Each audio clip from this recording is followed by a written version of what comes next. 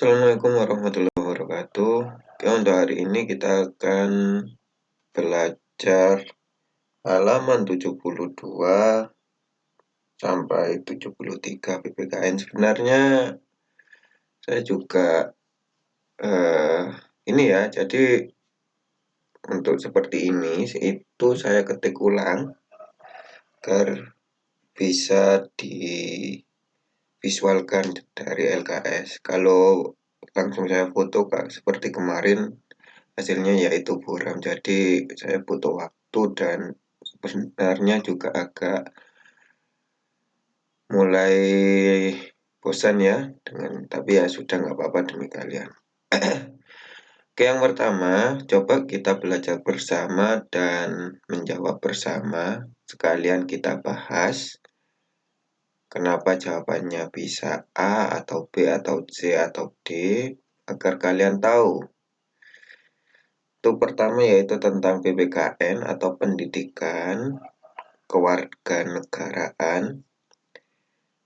Nomor 1 yaitu salah satu cara menjaga kerukunan hidup antar umat beragama dengan toleransi adalah A. Menaati segala aturan agama dan menjauhi larangan dan larangannya. Ini maksudnya kembali ke Tuhan ya. Larangannya itu larangan Tuhan. B. Berkewajiban menyatukan agama yang berbeda-beda di masyarakat. C. Harus menyiarkan ajaran agama masing-masing dengan baik. D. Saling menghormati antar sesama umat beragama. Di sini pertanyaannya yaitu cara menjaga kerukunan hidup antar umat beragama. Berarti jawabannya yaitu yang D.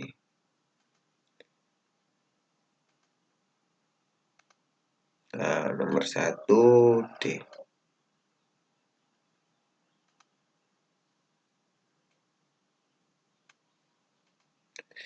Bapak, kenapa bukan yang A? Yang A ini berhubungan dengan hubungan manusia dan Tuhan, atau manusia dengan Tuhannya masing-masing. Kalau Islam itu hubungan kita terhadap Allah Subhanahu wa Ta'ala. Kenapa bukan yang B? Karena tidak mungkin menyatukan agama, itu tidak boleh. Agama itu adalah urusan pribadi masing-masing. Menyiarkan ajaran agama dengan baik, karena ini juga bukan, karena di sini adalah pertanyaannya menjaga kerukunan. Kalau menyiarkan itu adalah kewajiban terhadap agama masing-masing. Jadi untuk menjaga kerukunan, ada pilihan yang paling benar yaitu saling menghormati antar sesama umat beragama, baik yang Islam, Kristen, Hindu, Buddha, ataupun Katolik. Oke, nomor 2 selanjutnya, gambar tersebut menunjukkan kebersamaan dalam, sudah jelas ya, anggap saja ini sama. Sebenarnya di LKS itu juga sama seperti ini. Itu ada orang Konghucu paling kanan yang memakai seragam pakaian seperti pakaian Cina. Kemudian ada orang Buddha paling kiri itu, kemudian ada orang Hindu yang seperti ini, ada orang Islam.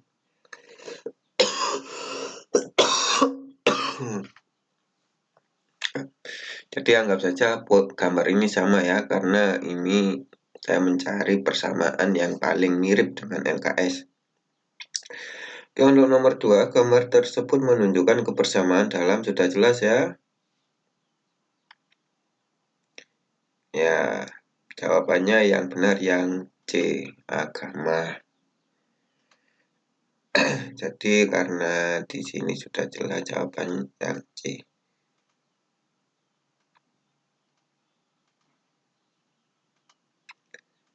Oke, selanjutnya ya untuk nomor 3, kalian tidak bingung, ini saya kebawakan. Kerjasama atau yang dikenal dengan sebutan gotong royong merupakan perwujudan semangat Pancasila.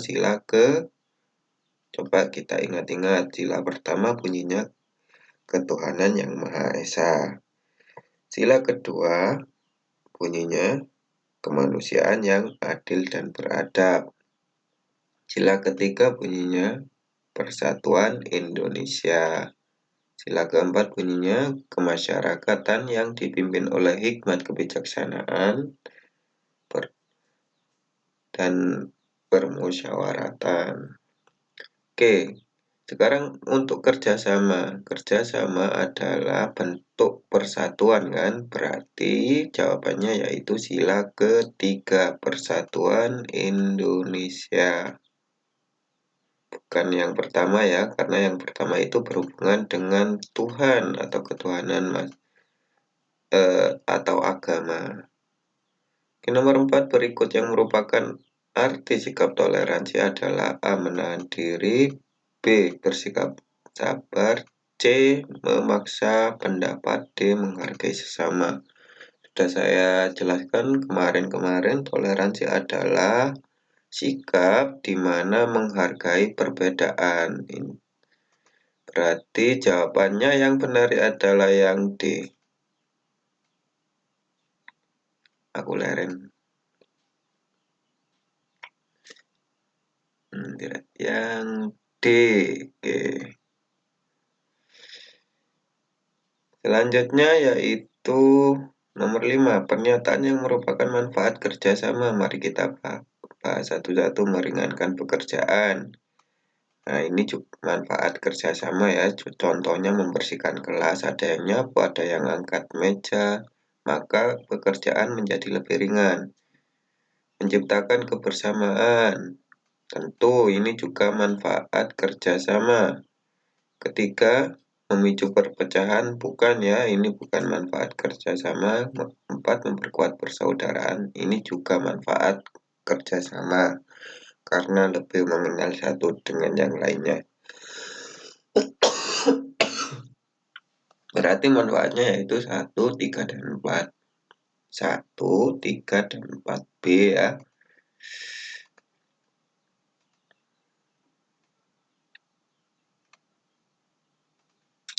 Oke, selanjutnya nomor yang isian coba kita jawab bersama. Membiasakan bersahabat dan saling membantu sesama ini. Sesama warga yang ada di lingkungan kita seperti gotong royong akan memudahkan tercapainya nomor 1 yaitu tujuan bersama. Karena ini pada tingkat masyarakat atau warga sekitar. Adanya pekerjaan menjadi bisa lebih ringan. Adanya kerjasama pekerjaan menjadi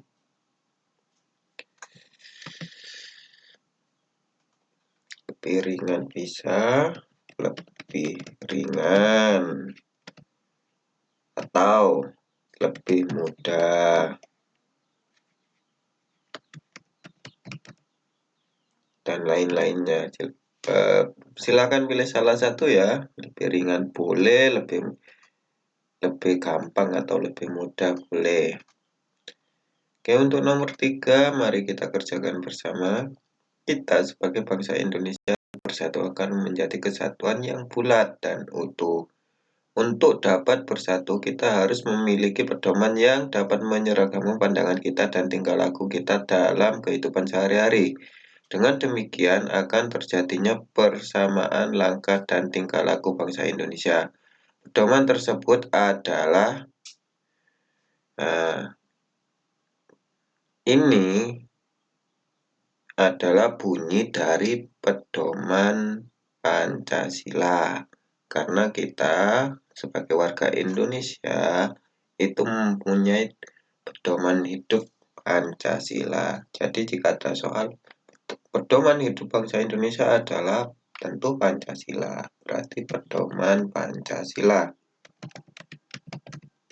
Kalau hukum Pak, kalau hukum itu kita pedomannya UUD 45. Nomor 4, kerjasama dapat berjalan dengan jika semua warga saling membantu, menolong, bisa membantu. Nomor 5 atau nomor terakhir yang kita bahas hari ini pada pelajaran PPKN ya. Keberagaman yang dimiliki negara kita bukan sebuah kelemahan, namun menjadi sebuah atau sesuatu kekuatan atau kekayaan.